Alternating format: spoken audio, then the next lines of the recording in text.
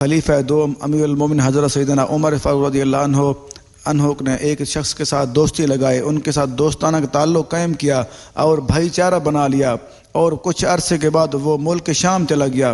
کچھ عرصے کے بعد ایک ملک شام سے بندہ آیا تو حضرت سیدنا عمر رضی اللہ عنہ نے ان سے پوچھا کہ فلاں میرے دوست کا کیا حال ہے؟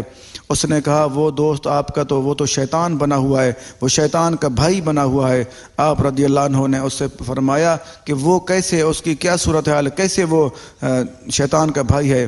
اس نے عرض کی کہ وہ تو کبیرہ گناہ کرتا ہے، کبیرہ جرم کرتا ہے، حتیٰ کہ اتنے زیادہ جرم کرتا ہے وہ شراب بھی پیتا ہے۔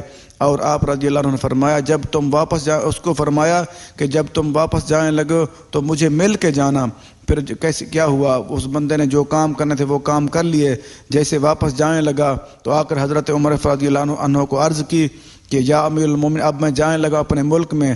تو حضرت سیدنا عمر رضی اللہ عنہ نے ایک خط لکھا اور اپنے دوست کو ڈانٹ ڈپٹ کی اور نصیحت لکھی کہ اے میرا دوست، تو اتنا میرا پیارا دوست یہ تو اپنے آپ کو کیسے یہاں پہ لگا دیا؟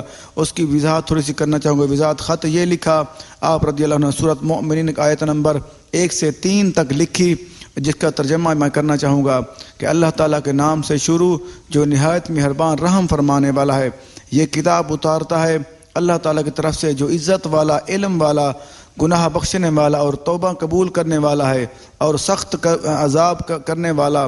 اور جب یہ آیت مبارکہ اس کو ملی، اس کے دوست نے، حضرت عمر فاروق کے دوست نے دیکھی، اس کی آنکھوں سے آنسو نکل آئے۔ جب وہ بندے نے جا کے دی اور اس کی آنکھوں سے آنسو نکل آئے، اس نے کہا کہ میرے دوست نے مجھے حق ادا کر دیا دوستی کا، کیونکہ اس نے مجھے نصیحت کی۔